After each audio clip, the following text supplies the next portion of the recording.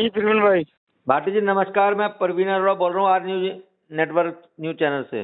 भाई साहब परिचय है और आपने एक हमारे गाजियाबाद के निष्पक्ष पत्रकार है, पूरा शहर आपको जानता है। जी जी भाटी जी, जी मैं ये कह रहा था कि आपकी जी ये आवाज रिकॉर्ड हो रही है और ये मैं बयान लेना चाह रहा हूँ। ले सकता हूँ मैं आपका बयान? हाँ ले सकता हूँ। कुछ अगर कोई निष्पक्ष को बात होगी तो मैं जरूर आपको जरूर दूंगा। निपक्ष करेंगे जी, आप जो कह रहे हो। जी भाई भाटी साहब। जी, मैं ये कह रहा था कि 11 तारीख की घटना के बाद अब मंडी का क्या हाल है, कैसे व्यापारी चल रहे हैं?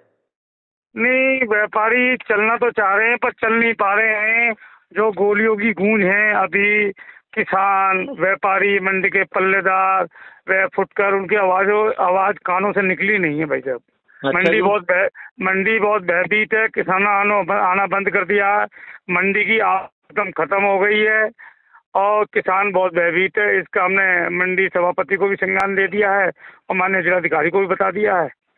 तो अभी मामला तो जो दहशत है, तो ये दहशत क्यों हुई, किसके कारण?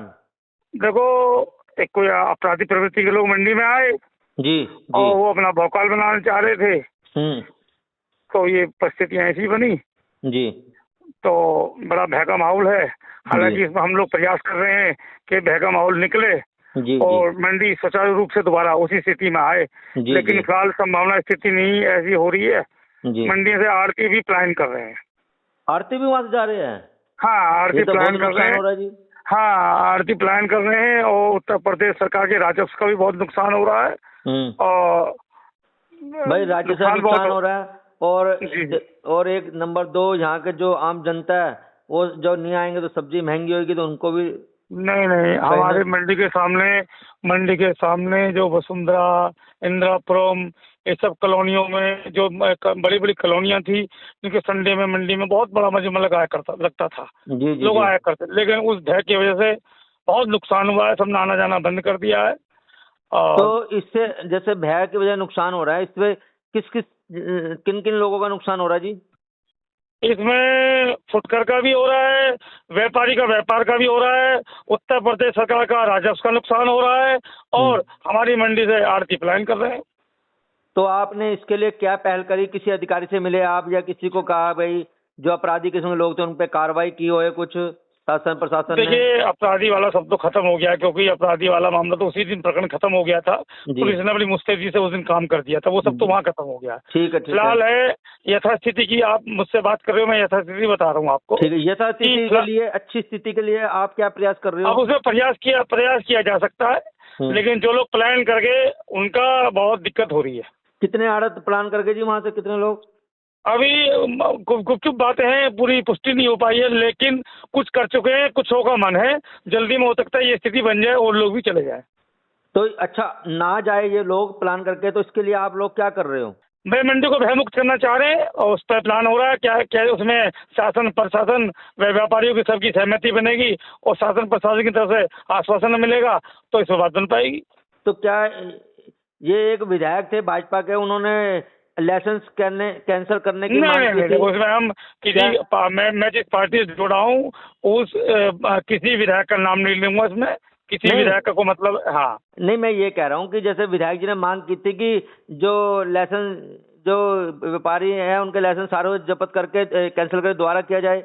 कुछ तो इस विषय में उस विधायक जी से बात करें। देखो मैं फिलहाल आप मेरे व्यापारी के बारे में बात कर रहे हैं। मैं जिस परिसर का मैं व्यापारी हूँ, मैं अपने व्यापारियों के बारे में बात करूंगा। अच्छा, विधायक जी का ये भी कहना था कि आपको पार्टी में नहीं हो, पार्टी से निकाल दिया गया, कोई लेटर आया आपके पास पार्टीहीन, इसमें क्या कहना? मेरा और पार्टी का विषय है।